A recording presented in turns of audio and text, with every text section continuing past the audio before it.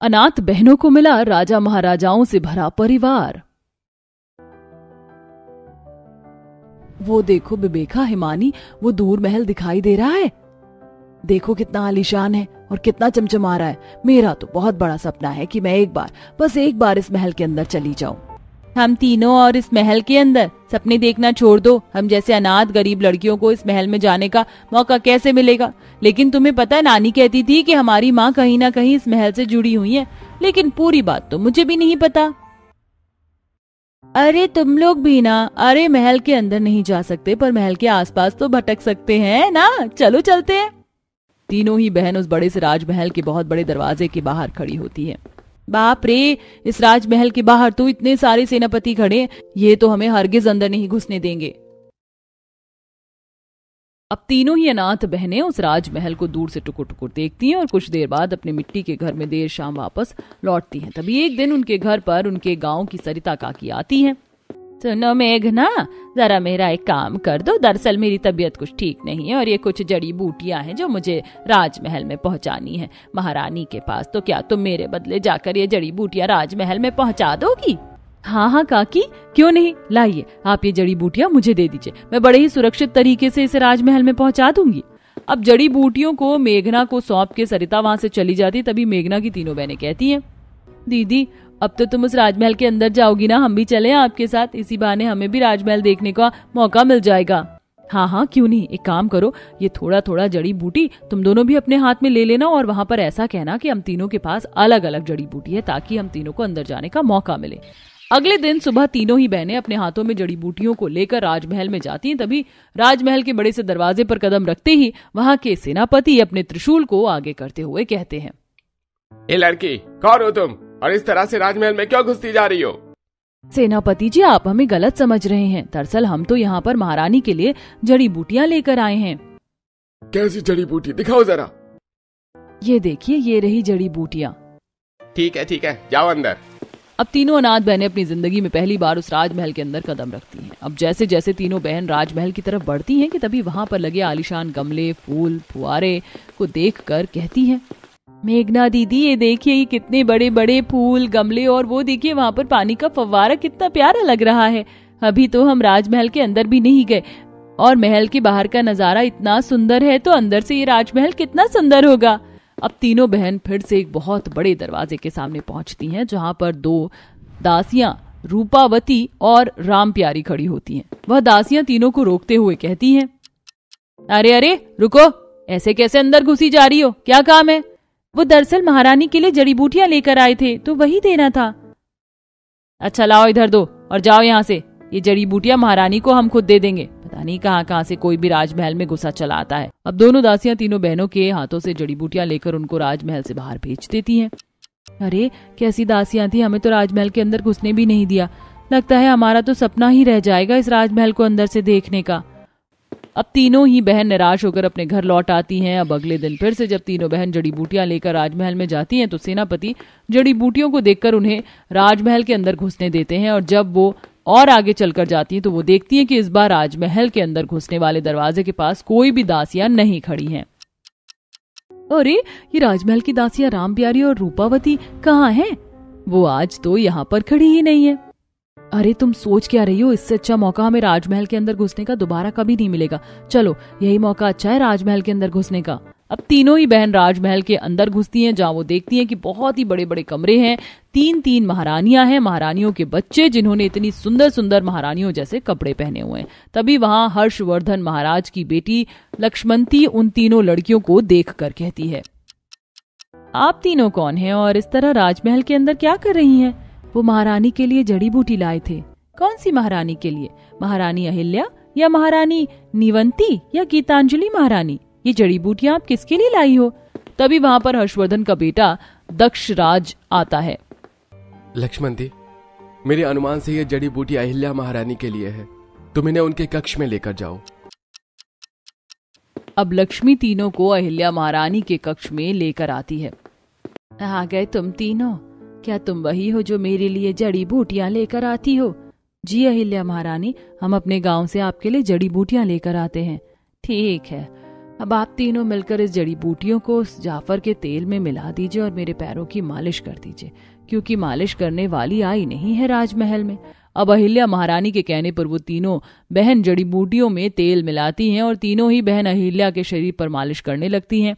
अब जब तीनों बहन अहिल्या महारानी के शरीर पर मालिश कर रही होती हैं कि तभी वहां पर हर्षवर्धन महाराजा और निवंती गीतांजलि महारानी आती है, जिन्होंने बहुत ही सुंदर राजघराने जैसे कपड़े पहने हुए होते हैं। सर पर महाराजा महारानियों के ताज सजा होता है। तभी हर्षवर्धन कहता है, ये तीनों कौन है अहिल्या? आज से पहले तुम्हारे कक्ष में मैंने इन्हें कभी नहीं देखा। महाराज, मुझे तो ये किसी गरीब घराने की लड़कियां लगती हैं। हमारे राजमहल में तो इस तरह की कोई दासियां भी नहीं है। फिर इन लड़कियों को राजमहल के अंदर आने का अवसर किसने दिया? तुम सही कह रही हो गीतांजलि, ये कोई दासी नहीं है, ये वो लड़कियां हैं जो मेरे लिए जड़ी बूटियां लेकर आती थी, लेकिन राजमहल के बाहर से इन्हें वापस भेज दिया जाता था। लेकिन आज दासियों के नहीं होने के कारण ये राजमहल के अंदर आ गई, और भगवान का शुक्र है कि ये तीनों अंदर आ गई, क्योंकि इन्होंने बहुत ही अच्छे तरीके से मेरे शरीर की जड़ी बूटियों से मालिश की है और मुझे बहुत राहत भी मिल रही है। अब अहिल्या की बातें सुनकर निवंती और गीतांजलि भी उन तीनों बहनों से अपने शरीर की मालिश करवाती हैं और उन तीनों को ही मालिश करके बहुत अच्छा लगता है। और कुछ देर बाद तीनों बहन राजमहल से अपने घर आ जाती हैं। तीनों बहन अपने लिए खाना बनाते और खाना खाते वक्त एक दूसरे से बातें करते हुए कहती हैं, देखा मेघना दीदी और विवेका दीदी, राजमहल कितना सुंदर था, और महारानियों के कपड़े देखे और उनके सर पर लगा ताज देखा, और उनकी बेटी महारानी लक्ष्मी को देखा, और वो राजा का बेटा दक्षराज कितने सुंदर लग रहे थे ना। अरे बस बस, सांस भी ले लो, थोड़ा बोलती ही जा रही हो। वो राजमहल है, वहां की तो हर चीज अच्छी ही होगी ना। अब कुछ दिन बाद तीनों बहन अपने घर में बैठी हुई होती हैं कि तभी वहां पर सरिता आती है। अरे कहाँ हो तुम तीनों बहनें, तुम्हारे लिए तुम्हारी काकी एक खुशखबरी लाई है। हाँ सरिता काकी, बोलिए ना, क्या खुशखबरी है? तुम लोगों को राजमहल में बुलाया गया है। सभी महारानियां तुम्हारे काम की तारीफ कर रही थी। वैसे राजमहल में सभी लोग बहुत अच्छे हैं। हर्षवर्धन महाराज और उनकी सारी महारानियां बहुत ही दयालु हैं। सरिता काकी की बातें सुनकर तीनों बहन बेहद खुश होती हैं और अगले ही दिन तीनों अनाथ बहन राजमहल में जड़ी बूटियों को लेकर जाती हैं, जहां वो तीनों महारानियों की मालिश करती हैं और धीरे धीरे तीनों महारानियां उनसे राजमहल के कई काम, जैसे पौधों में पानी डालना, राजमहल के भंडार घर में सबके लिए खाना बनाना, उनकी बेटी लक्ष्मी के वस्त्र को साफ करना, जैसे अनेक काम दे देती हैं। तभी एक दिन तीनों बहन राजमहल के भंडार में सभी राजा रानियों, सेनापति, दासियों के लिए खाना बना रही होती हैं और आपस में बातें कर रही होती हैं। हैरतपुर गांव की हम तीनों अनाथ बहनें आज इस राजमहल में काम कर रही हैं। किसी दिन हमारा ये सपना था कि हम इस राजमहल के अंदर आएं। तीनों अनाथ बहनों की बातें भंडार घर के दरवाजे पर खड़ा हर्षवर्धन सुन लेता और उनके पास आकर कहता है, अभी तुम तीनों ने किस गांव का नाम लिया है? और अनाथ? क्या मैं सही सुन रहा हूं, तुम तीनों अनाथ हो? जी महाराज, वो गांव हैरतपुर है और हाँ महाराज, तीनों बहन अनाथ हैं। वैसे क्या नाम था तुम्हारी माँ का? महाराज, हम अनाथ बहनों की माँ का नाम धनवंती था, जो बहुत कम उम्र में हमें छोड़कर चली गई। न जाने क्यों हर्षवर्धन के माथे पर एक शिकंज सा छा गया था और हर्षवर्धन चुपचाप वहां से चला गया। अब रोज तीनों अनाथ बहनें राजमहल में आकर काम किया करती। ऐसे कुछ दिन गुजरते, तभी एक दिन हर्षवर्धन राजमहल के बाहर एक बहुत बड़ी बैठक बैठाता है, जिसमें हर्षवर्धन की तीनों महारानियां अहिल्या, निवंती, गीतांजलि, उसकी बेटी लक्ष्मी, बेटा दक्षराज और सभी सेनापति, दासियां सभी बैठक में उपस्थित थे। तभी वहां पर हर्षवर्धन उन तीनों अनाथ लड़कियों को भी बुलाता है। ये क्या हो गया महाराज को, आज अचानक से बैठक क्यों बैठाई है? मैं आप लोगों से क्षमा चाहता हूँ। मैंने आप सभी से एक रहस्य जो छुपा के रखा था, वो आज मैं इस बैठक में बताना चाहता हूँ। दरअसल ये तीन अनाथ लड़कियां जिन्हें आप एक साधारण नौकरानी मानते हैं, दरअसल ये नौकरानी नहीं, मेरी खून, मेरी बेटियां हैं। जैसे मैंने आप तीनों से विवाह रचाया, वैसे ही एक समय पहले मैंने हैरतपुर गांव में धनवती नाम की एक औरत से विवाह रचाया था, लेकिन उसके धर्म और जाति की वजह से मैंने उसे अपने राजमहल में जगह नहीं दी और वो मर गई। लेकिन भगवान ने मुझे दूसरा मौका दिया है अपनी गलतियों का पश्चाताप करने का। इसलिए आज से ये मेरी तीनों अनाथ बेटियां अनाथ नहीं है और आज से ये इस राजमहल की सदस्य हैं। तो महाराज, आप हमारे पिताजी हैं, मुझे गले से लगा लीजिए ना पिताजी।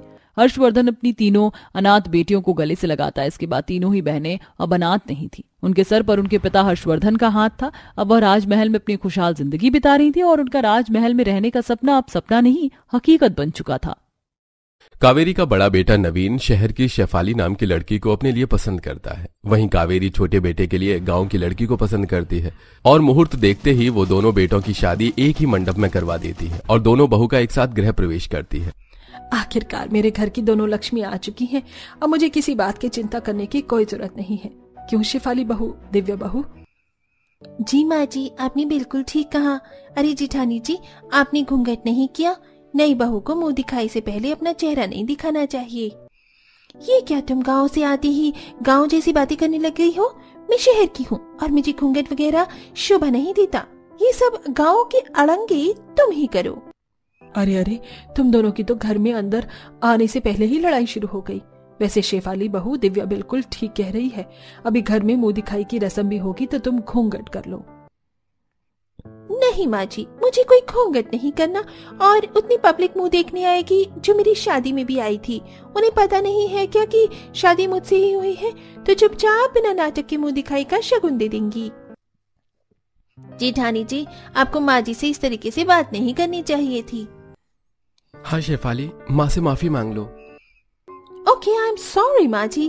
मैं बहुत थक चुकी हूँ, मुझे अपने कमरे में जाना है। बता दीजिए कहाँ है? सास के बताने पर शेफाली सीधा अपने कमरे में चली जाती है। घर के बाकी सदस्यों को शहर की बहू का बर्ताव अजीब लगता है।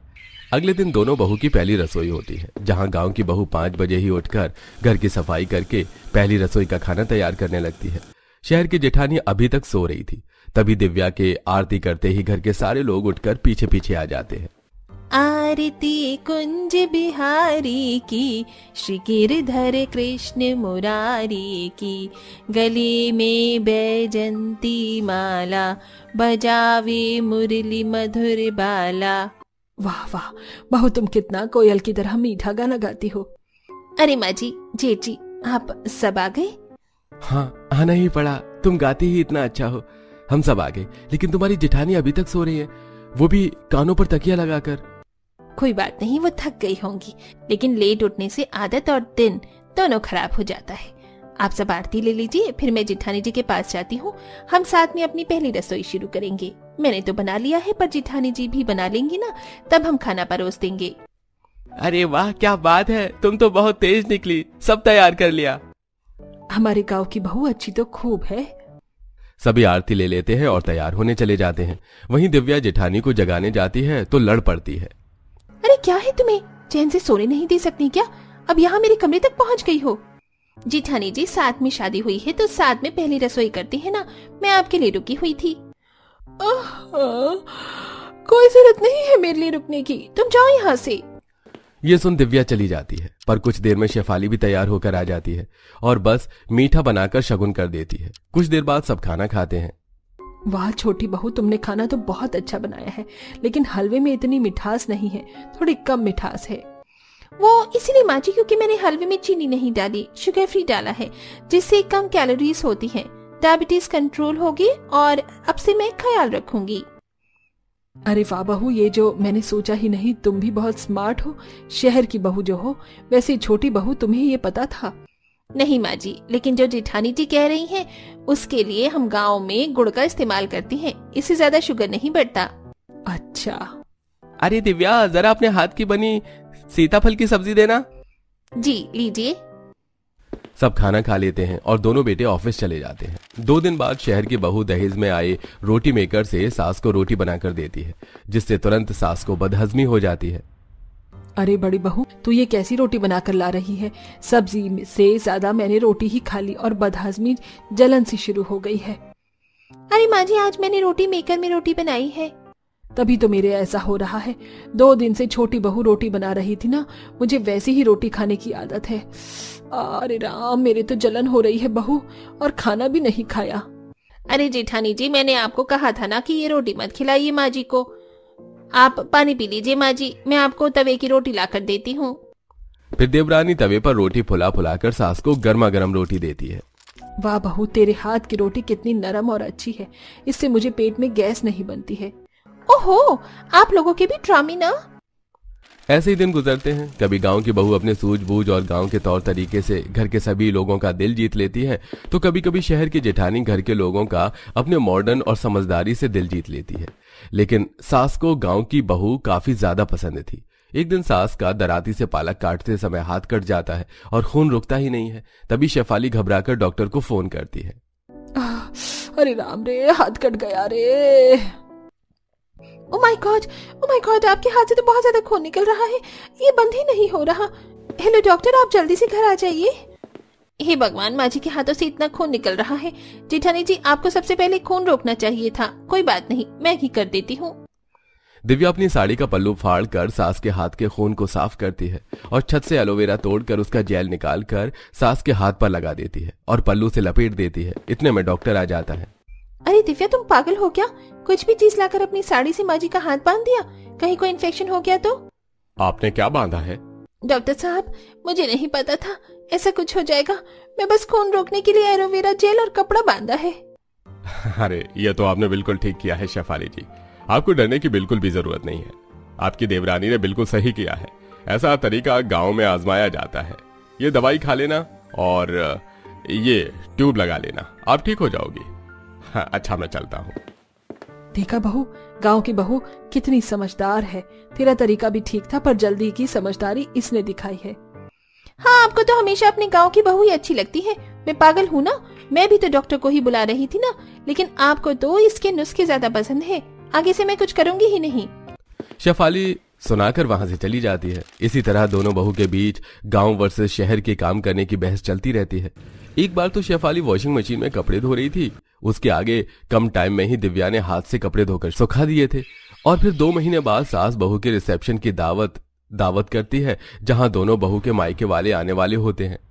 बहू, आज की दावत तुम दोनों को संभालनी है। माँ जी, आप जानती है ना, मेरा तौर तरीका अलग है और आपको फिर से पसंद नहीं आएगा, लेकिन मैं सबको गांव की तरीके से तो खाना नहीं खिला सकती। मेरे मायके वालों का भी कोई स्टैंडर्ड है। तो ठीक है, तुम दोनों अपने अपने मायके वालों को खुद अपने तरीके से दावत देना और उसी तरीके का खाना बना लो। इसी तरीके से इंतजाम कर लो। जी माँ जी।